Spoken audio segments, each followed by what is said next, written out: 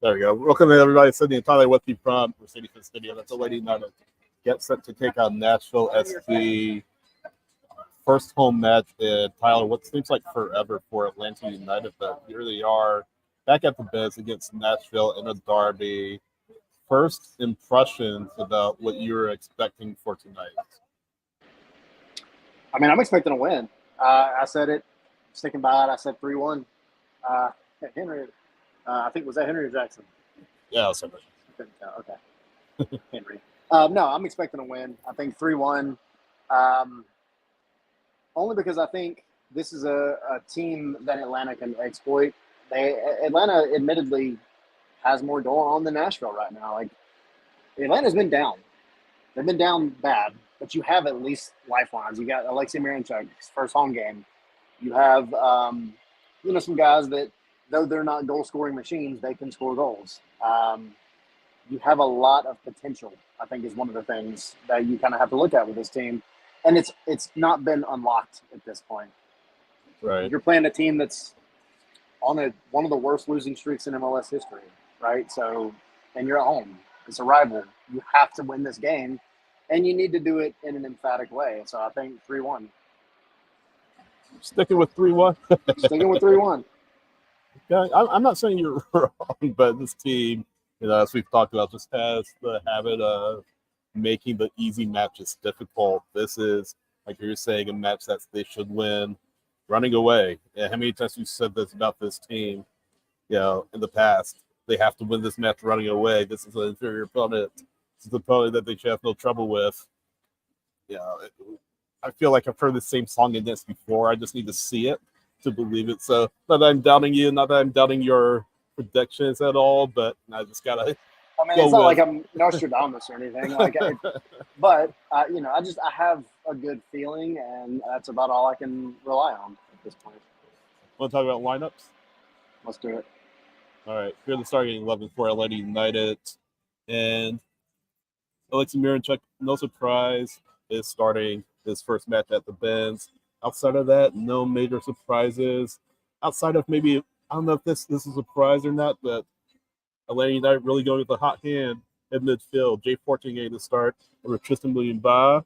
Tristan Muyumba is available for selection, but Jay Fortune getting the start, being rewarded for his strong run of form of late.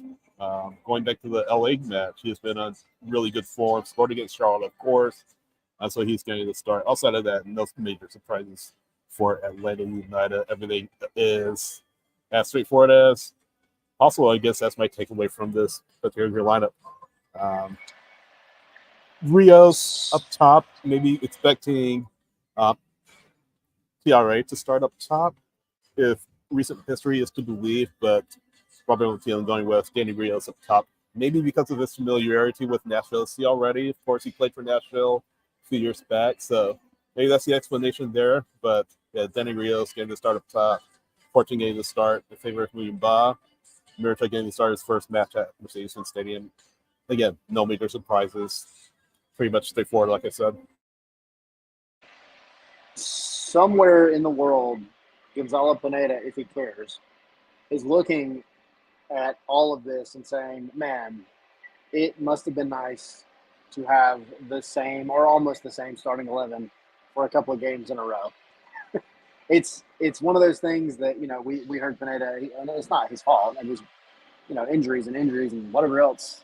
He can never field a similar starting 11, hardly ever. And he was frustrated about it. And it seems like it's kind of fallen into Rob Valentino's lap a little bit in just the sense that he's got, whether by necessity or not, he's got at least most of the same group of guys starting. Your striker is always going to be a coin toss, right? But I think Daniel Rios, like you said, having played at Nashville, also was on Soccer Down Here yesterday with John and Jason and Jarrett and everybody. And one of the things that was mentioned at the training ground this week was Daniel Rios and Alexei Miranchuk taking a significant amount of time to work together, train together, just spend time together, both on and off the field, trying to develop that chemistry. Right. And, Daniel Rios is playing for a job. So is Jamal Tiare. But Daniel Rios is more familiar with this league. He's been around it.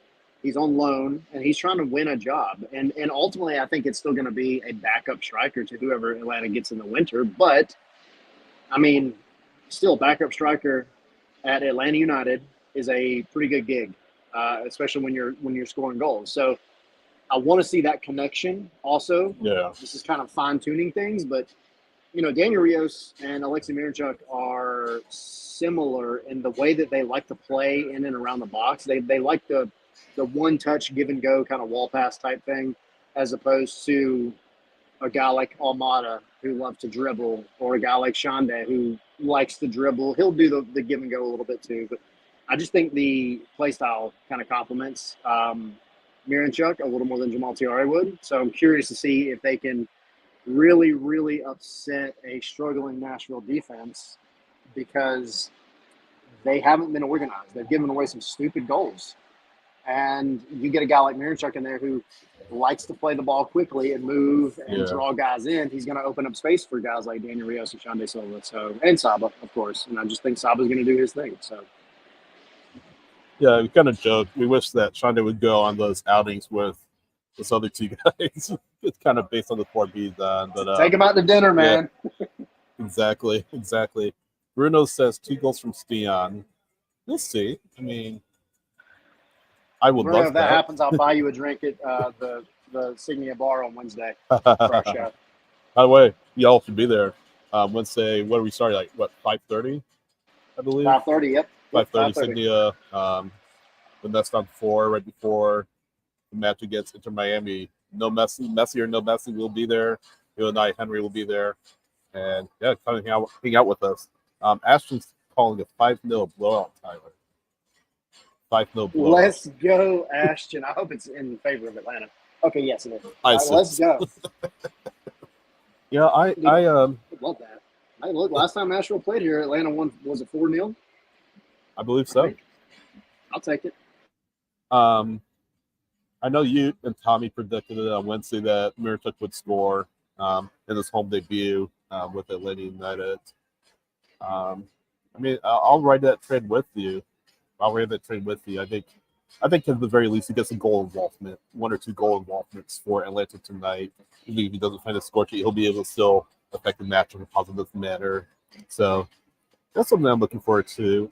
Here in this first match in front of these fans, a sellout crowd. This bill is a sellout crowd. Although the state of the team, I don't know how they'll chase some fans away. Of course, the weather's a little, happy today, so basically guys would like to stay home. But yeah, we'll see. How Miranchuk comes out, and if you see other Prestige fans here tonight, Mercedes-Benz Stadium. Yeah, my prediction was a goal for him, a goal for Saba, and I set a goal for the striker, whoever it was, so Daniel Rios. I like to think that Miranchuk gets at least 1 assist, though, and I want it to be with Saba. Only because we had Neil Seco on the other day, and he kind of started the whole Black Sea Brothers thing, and I want to see that happen. I like that connection. I used to say 10-0 Atlanta. Let's go. Let's go. If Atlanta wins 10-0, Tyler Perry is spirit off. I'll shave my beard. I'll shave my beard if they win 10-0. Yeah.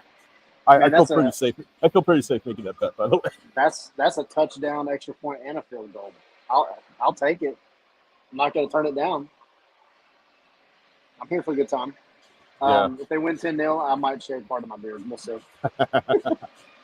By the way, just some news from around the league. Leo Messi starting for Inter Miami tonight, so we'll see how that affects his status for Wednesday against Atlanta. I'm under the impression that he won't start or he won't play on Wednesday.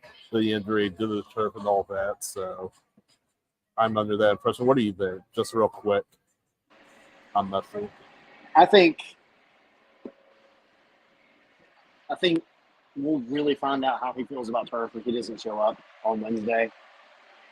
I mean, I think if he has any chance of playing, he's going to play maybe 60 minutes tonight, if that, because he's coming off the injury, right? Regardless of what you're looking at this week, you don't want to overdo it with him.